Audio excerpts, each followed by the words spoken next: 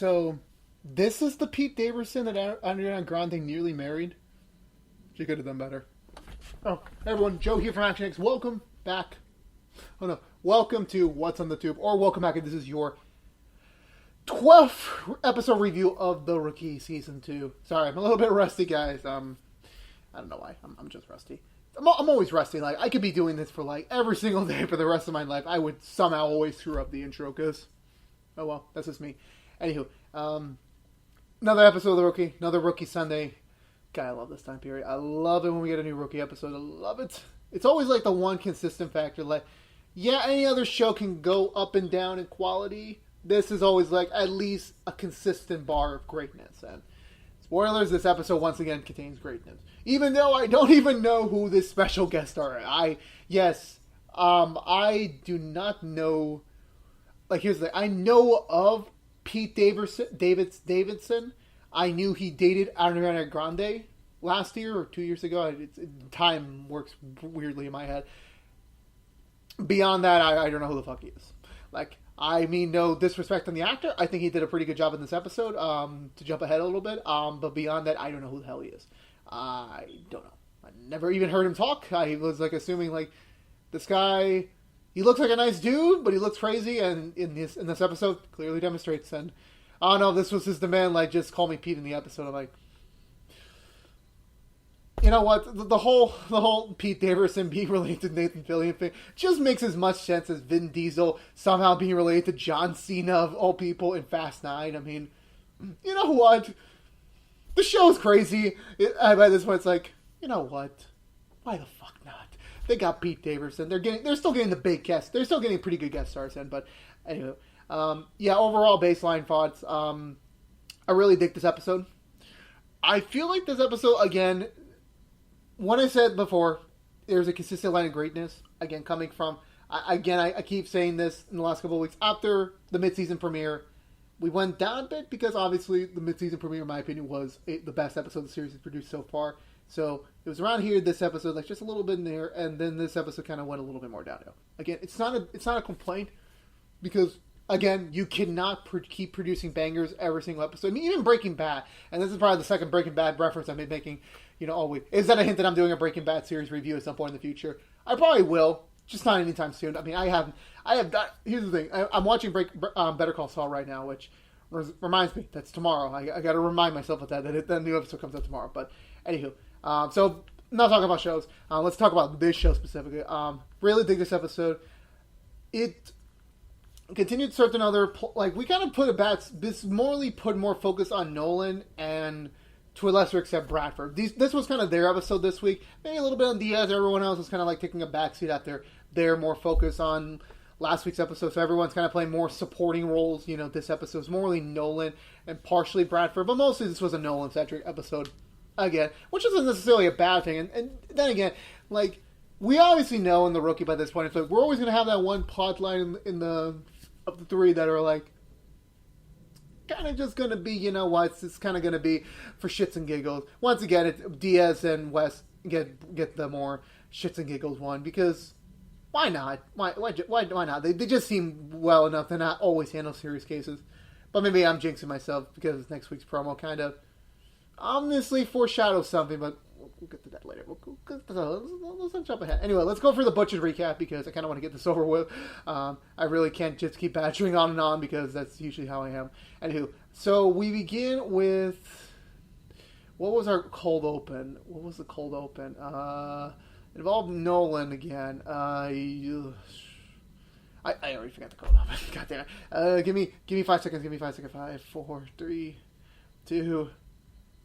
Can't remember it. I can't. Like, why can't I not remember the cold open? Oh, no, yeah, I think I remember. It was kind of a weird cold open. So, Nolan heads off to the hospital to speak to Doctor Lady.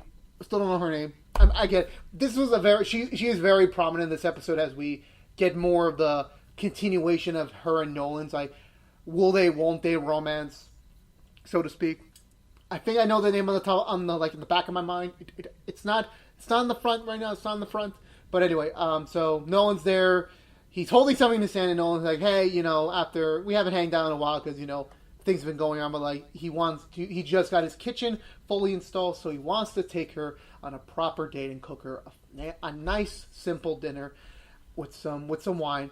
She agrees until they both realize that the reason why no one was actually there was because he was escorting a victim who I think his hand chopped off or something. I don't know what was in that thing, but it was like it was chopped off. Something was chopped off, and Nolan was about to leave while she goes to do her job, and he makes a joke about trying to get some hand sanitizer. Now, was that a reference to the actual, like, holding a piece of dead human, like, potential dead human body part, or is it because of the coronavirus concern? I don't know. I really don't know, man. And so I think from here we go to...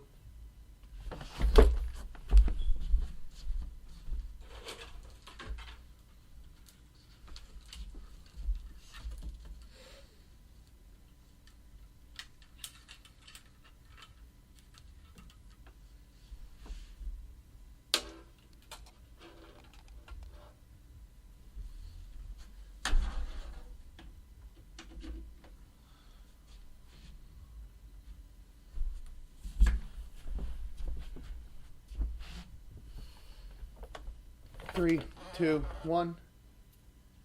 We get to... Where did we go to? We go to...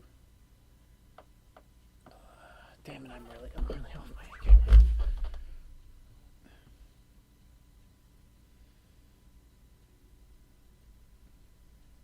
So from there we go to see Nolan informing Chen and Wes about his upcoming dinner date, trying to get some advice like he should cook, how he should cook it, and they're both like, well, it's L.A. and she's been accustomed to L.A. for a while, so it's pretty simple as salmon and kale salad.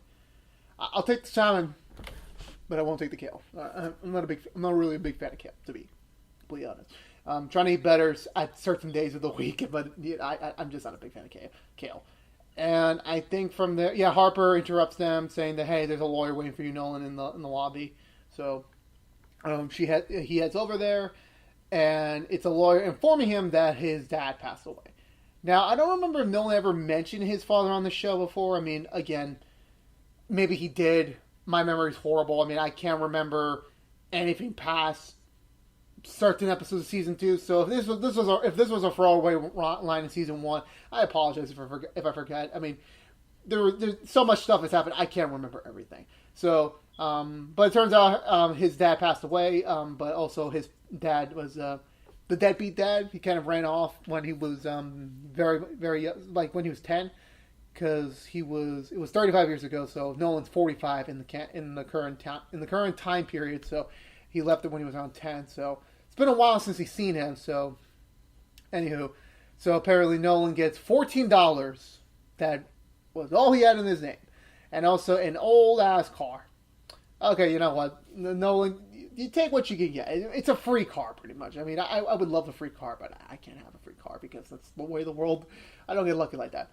Anyway, so I think from this point on, so then we get a weird thing apparently, because apparently there's a tradition in the station that apparently the cop that failed the most sergeant exams or get the lowest on the sergeant exam that is about to retire gets like a sash of like most incompetent, meaning that they never went past being a field cop. You know what? That was a perfectly fine career choice to have. I mean, sometimes people aren't lucky. But anyway, so there's actually segues to Lucy talking to Bradford about his upcoming sergeant exam, which we've been hearing a lot of this season so far. The one he already took. So the posting for the test score goes in today, and it will determine whether or not he's going to be a sergeant anytime soon, or or maybe longs away. So they'll figure that out tonight. And then today is apparently in the station follow-up day, which conveniently is the title of the episode. It's when all the cops are pretty much going to do the detectives' work and like following up on their cases while they're doing other new cases. Because usually, like, if anyone has ever heard of the show 40 Hours or 72 Hours, or like I think it's 48 hours, like after the 48-hour window, here's the thing, it's like life. Things keep moving on. There's always new things happening. Detectives always have to focus on newer cases because they're fresh. They can be solved much quicker since they're still more recent.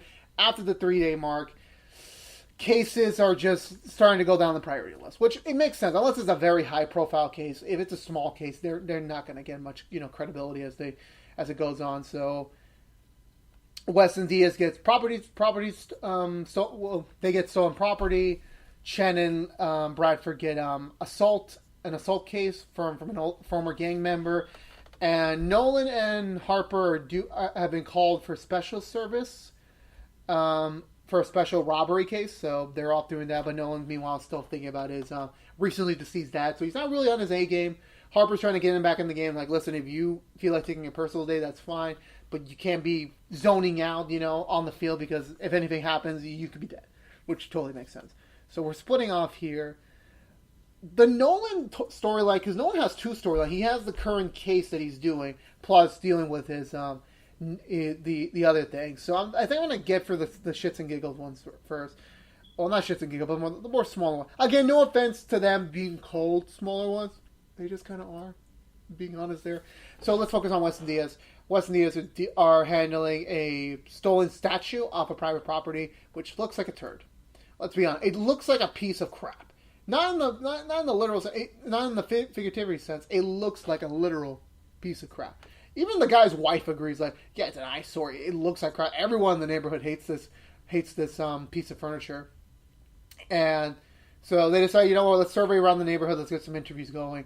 And they're about to hit the last house, which is convenient. Like, why is it always either the first house, the third house, or the last house people, cops look for, and then they suddenly find what they're looking for.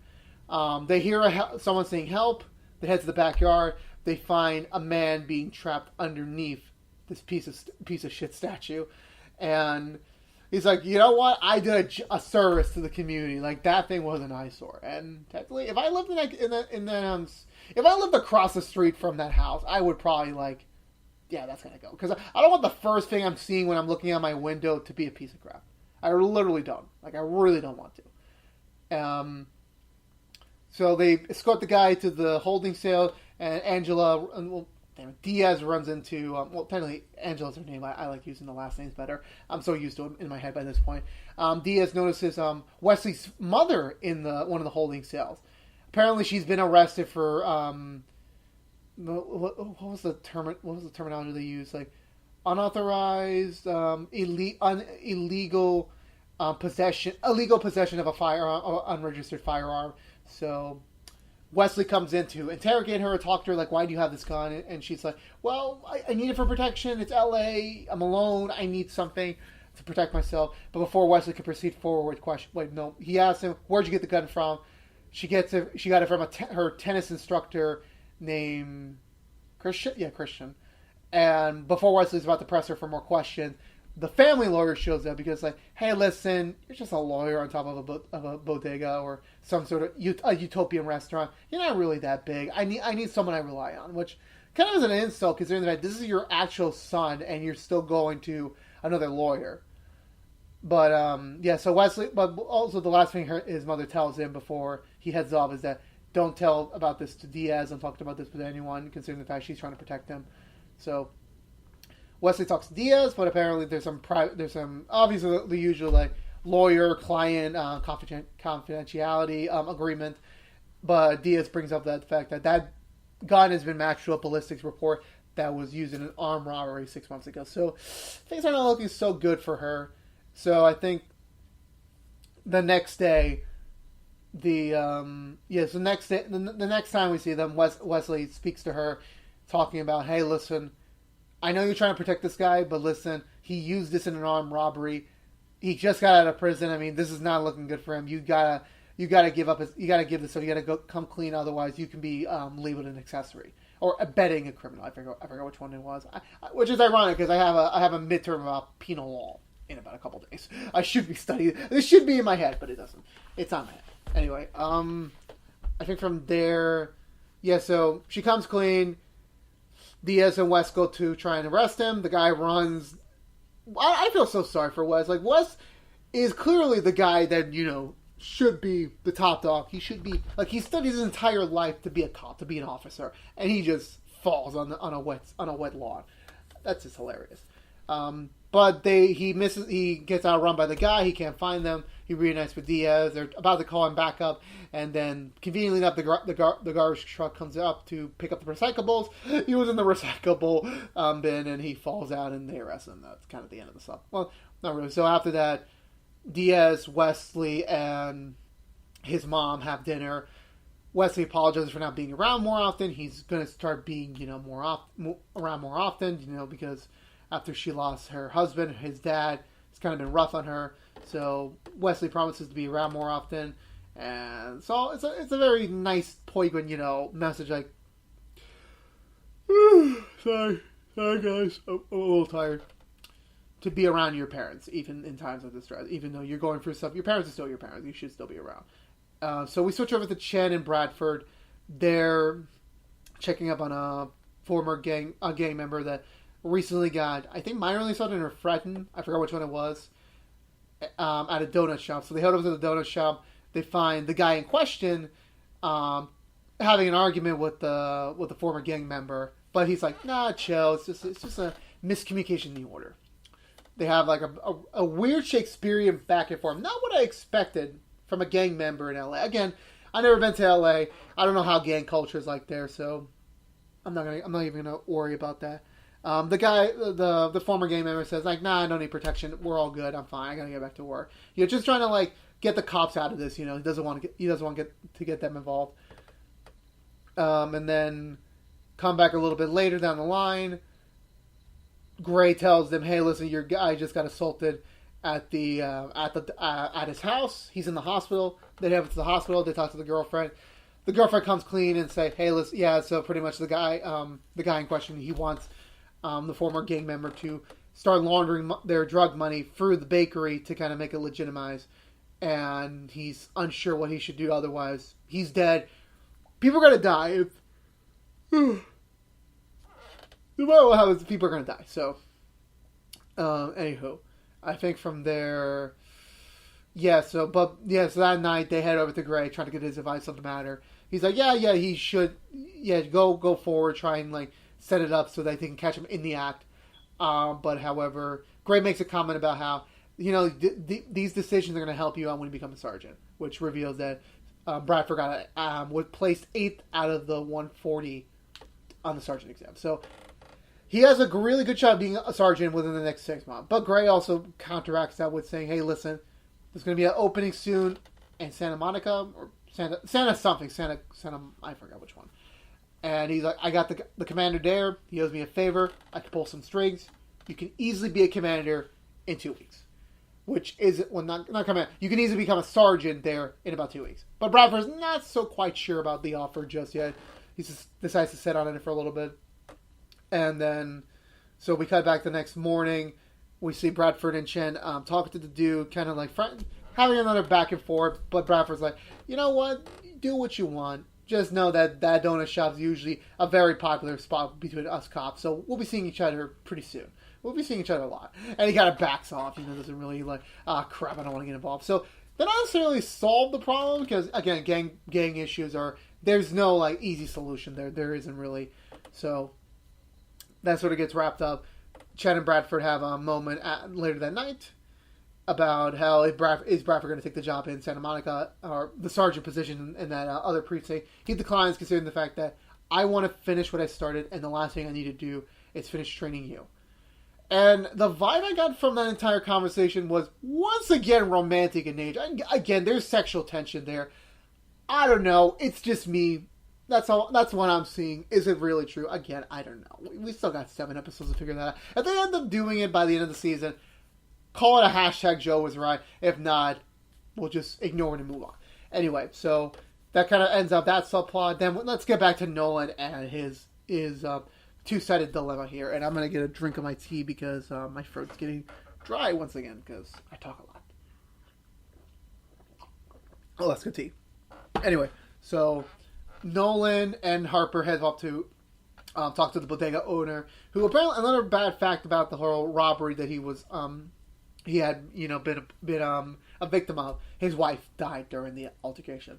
So this is a guy right now who's angry, who wants revenge, who wants the killer brought to justice. And the other thing, the new piece of information detail that he found out was that there was a roll of unscratched lottery tickets underneath the counter that's missing now. So he's pretty sure the guy has it, which makes it identifiable, a way to track the guy. Consider that if he tries to cash any of the lottery tickets, they can catch him. So they put a hold on all those lottery tickets, on all the serial numbers, the reference number, whatever, the identification numbers on those tickets, so they can get stopped. So I think from there, yeah, but then before they're able to continue that case, Nolan gets a call from the he gets a call that the car is waiting for him in a parking lot nearby. He finds none other than Pete Davidson, but on that blue car. I don't know what car it is. I really don't know. Sorry again. I really don't know what kind of car it is. I mean, if I had any one of my other friends, they would probably identify it. I'm not a car person. I don't know what the hell that is. And Nolan's looking at the car. He's describing to the guy that he doesn't know yet that, hey, well, I don't know about the car, but I knew the owner was a piece of crap. And the guy punches him, saying that, hey, that's my father you're talking about. And then Nolan realizes, wait a minute, if you're the son of my father, that makes you my brother. And he's always and it's a funny running gag. Like everything he mentions brother's like half brother. I'm not your real brother. I'm your half brother, which is technically correct. It's technically correct, but some people they don't care about the half relation. Like you're my brother, period. That's related, but okay. Anyway, so they put him in cuffs. They take him to a nearby building. Don't know why. Nolan asks Harper to let him go. He asks some questions about, how this happened, that sort of thing. That's writing his name, Pete Nolan, because why they don't give him an original name? I don't know. I guess Pete he looks like a Pete. He does look like a Pete. And I keep saying Pete a lot. He mentions that, yeah, I'm so confused why he gave you the car. We worked on the car, we spend the more time together. I'm just figuring out recently that you're my brother, that you were even in existence. Nolan does the Nolan thing to do. It's like, hey, you're in town. We're technically brothers. Let's try and talk and get to know each other. But Pete's like, nah, man, nah, I'm not down for this. I'm out. I'm heading back out first thing in the morning. So it's like, cool. You know what, Pete? It was fine to know you. That was a nice cameo. We'll see you down the line. So Nolan and Harper head back off on the case. They get a crack in it that one of the tickets was just recently trying to be cashed in at a local convenience store. They catch the person. It was a stripper named Chastity, and she's denying everything. She's like, "Hey, listen, I just got this ticket as a tip. I didn't do any robbery, that sort of thing." Harper's like, "Well, can you at least identify the person who gave you the lottery ticket?" It's like, "Yeah, sure. There's unofficial cameras in the strip club." So Nolan's tasked with helping this girl look through this and find the guy in question. Oh boy. Not exactly the day Nolan was hoping to turn out. Nolan and Chastity go through the video footage. Nolan's making some comments about her flexibility of her skills being a stripper. And Nolan is somehow being open about his upcoming date with the doctor lady with her. Why? I don't know. Nolan. He's too nice of a guy. She's giving him some advice about, advice on how to, maybe handle it. But before they're able to continue, they find the guy in the video. It's a good enough facial recognition to, maybe get a match on the system. So they head that off. Nolan's about to lead Chastity out, and they run into Pete. Pete wanted to apologize for being brash earlier. He said, "Hey, listen, sorry for doing that. I'm still confused on the whole thing." It's kind of a weird conversation to have, because, Chastity's just standing right there. The convenient thing would be okay, deuces, I'll let you guys have your private conversation. No, she's just standing there, here's a private, conversation about two recently discovered brothers, and this random girl, is just sitting in there. So, anyway, Pete does turn her attention on the girl. He invites her on a date, and he asks Nolan for money. I'm like, you just knew the guy, literally, less than 7 hours ago. You're already asking him for money. God, I love this Pete guy. He's something right. He's something special, right? So they head off on their date. Nolan heads back to his house for his date. The date goes well, but Nolan is a bit precautious on this new endeavor, since the last time their relationship was we know their backstory already that they were in love, but this was at a time period where Nolan was still in between his thing with his ex-wife at the time, then girlfriend, and Nolan had to run away because his ex. Well, it's complicated. It was a very complicated matter, but Nolan's like, what if the magic spark we had was only at the moment, like right now it's just like lingering sparks, but there's nothing there. But before they're able to like actually tackle on the problem and have a proper first kiss, well, first modern kiss, the car gets stolen by who other than Pete? Who else? Who else but Pete? I really wish I had like a pre-edited if you remember that gag from Family Guy, like who? Wait, what was the gag again from Family Guy? That's Quagmire, or I forgot what it was. I really forgot. Anywho, from there, Nolan and I think Nolan and no, I'm pretty sure Nolan got driven by the doctor lady. They head off to the motel where Pete's at. Chastity's there, fully closed. I mean that's so nothing happened yet. And Pete denies everything. Chastity's like, yeah, no, he didn't, because apparently, like, hey, listen, I don't cover my boyfriends for the cops until the third date. God damn it, I love these two people. Anywho, Pete gives up the car. The doctor lady and Chastity go away so they can, Pete and Nolan have a private conversation. They do. They kind of have this understanding over things, understanding where they're each coming from. And Nolan's being very emotional right now. The fact that, he is glad he kind of didn't have that dad growing up. Meanwhile, Pete's just like, right there is like, hey, listen, you're right. I mean, he was a nice dad. I still love him, but he was a drunk.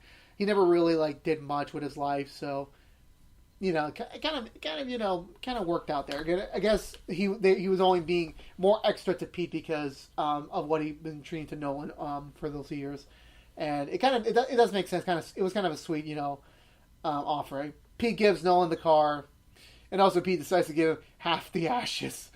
Apparently, they burn the body, and he pours half of the ashes in a coffee can. Okay, you know what? Let's roll with it. Dr. Lady and Chastity come back. I don't know. It's funny how I remember Chastity's name, but not the Dr. Lady. The girl the woman that Nolan is currently interested in. But, yeah, so from there, they head off. They kind of say their goodbye. Pete and Nolan have a hug. I assume Pete and Chastity just head back to the motel room to do whatever they got to do. Nolan and the Dr. Lady have a first proper kiss. Nolan drives off with his new car and his dad's ashes. Then we cut back to the case that they were focusing on. So they got the guy who had the lottery tickets in the video, but he's denying everything. He's like, hey, listen, I didn't do no robbery. I didn't do that. And he was like, hey, listen, I want some diplomatic immunity. My dad's from Spain, so I should get some immunity from this. So he's like, you know what, sure, why not? And this guy's so stupid enough, like, yeah, so here's what happened. So there was this dude that, he told me that, hey, I got some lottery tickets I got to unload. I'll give you all the minor ones, but I'm going to kind of offload them. So he takes them out, and he doesn't know where the guy is. He's like, hey, I got the big score, I got the big kahuna, so I'm heading off and moving out of his place at the time. So with the lockup being the ticket can't technically be blocked or anything considering of its high value. So it can't be cashed in a convenience store because the store doesn't have that money. But also, so the other fact is that he's taking it. He has to either mail it, which who mails things anymore? So he has to take it to the office in Sacramento to get that money. So they're like, okay, we got to stop him. Soon they got to track where's the nearest train heading out. No way. So we cut back later. They get a hit. They took out some money recently. He used another ticket at a bodega across from the train station. So they head off to the train station. They split up. It's a very tense situation. They find the dude. Chase scene occurs. They lost him for a little bit. And in I don't know what's wrong. I don't know why the rookie does this. I really don't know. Why do they keep putting kids and babies in such precarious situations? There was a kid that shot her mom earlier this season. And now we have a baby being held at gunpoint by a crazy man. Don't know what's with the show. It's weird. Anyway, it's a very tense situation. The guy's expositing about how, hey, I got nothing in life. This is my first real win. Fuck you. I deserve this. And it's like, no one's like, hey, listen, No one deserves anything in life. There is no, like, if you are born, you are given what you're given, and you got to do your best with that stuff. Like, give me 1 second. Sorry about that. You got to live with what you got. What you got. It doesn't matter if you had a crappy childhood, a great childhood. You did great in school. You did good in school. It doesn't all matter. It doesn't matter. That's what you get. You don't deserve anything in life. You have no entitlement to anything. You got to work on what you got to get. The guy calms down. He simmers down. They arrest him. So very tense situation because, like, easily that could have gone either way. That could have really gone either way. But the situation is diffused. The guy's arrested. It's over. We cut to Nolan back at his house trying to text the right words to the doctor lady. He's like, why don't we call anymore? Like, thank you, Nolan. Thank you. Because I'm like that. Like, I prefer phone calls than text messages. Now, I message most of the time. But I love a good phone call. I really love a good phone call. And, yeah, so, but actually, while he was finishing up the text, she calls him. They're kind of, like, set on doing another date. And then, once again, he hears his car getting stolen again. He calls Pete up. But yeah, Pete and Chastity are off doing their own thing. They're heading off to Arizona together. And, Nolan's like, you know what? Take the car. I don't care. I mean, I don't think Nolan was even really giving a damn about the car. It's like, I'll mail you the key. Just have fun. Stay in touch. Will we see Pete again? Maybe. I don't know. Will we see Chastity again? I hope so. They were both nice together. And that kind of cuts the episode on a whimsical, funny note. But again, overall, good episode. 2 thumbs up. Again, the Nathan Fillion being related to Pete Davidson in a half-sense way. It's kind of far-fetched a little bit. But guess what? I've seen some crazier things, so I don't mind. Love where they're pushing Bradford. Is Bradford going to be a sergeant? Is he like questioning his everything because of Chen? We'll find out. Will Nolan and the doctor lady, survive trial number 2, attempt number 2? We'll see what happens. And yeah, I think that's it. This wasn't in all intents like another filler episode, which kind of sounds harsh to say, but it's like. It was a fun one. It was a fun episode. We had some fun. We had some laughs. We got Pete Davidson. I'm a fan of his now. Like, I'm not gonna watch his stuff. I got no time for that. But I'll be aware of him, more often than now because of this. And I think that's gonna do it for me. I think that's it for this one. Anyway, guys, thank you guys so much for watching. If you were unaware, this was what's on the tube on ActionX. If you want to see what else is coming up on what's on the tube overall, we also do Nancy Drew episode reviews every Thursday after a brand new episode on the CW on Wednesday nights. We also do Katie Clean chapter reviews every Saturday after its new episode on the CW as well on Thursday nights. But if you only care about the Rookie, we always post new episode reviews Mondays after its new episodes on Sundays. Nothing special overall coming out. We are coming up on a break on Nancy Drew, I believe. I think we're approaching that final spring hump before we hit towards the finales. So I'll announce on the Nancy Drew episode if we do. Rookie, I think we're good for another week. So I know there's another break coming. I sadly know we got like about maybe 7. We have 7 episodes left. We have 7 episodes left in the season. They're wrapped up for May. So probably we're going to get a 2-week break at some point nearby. Who knows? Anywho, that's going to do it for me, guys. Again, thank you guys so much for watching. If you want to see more what's on the tube, please subscribe to ActionX on YouTube. Ring the bell for notifications when we have a new episode review live. Like, favorite, share the video if you please. Follow us on all the social media feeds. I'm going to go get ready for classes because my spring break is over and I got to get back to work. So, see you guys next week. Rookie Nation, peace out. Good night. Peace out. I said peace out twice because I'm hip like that. I'm cool like that.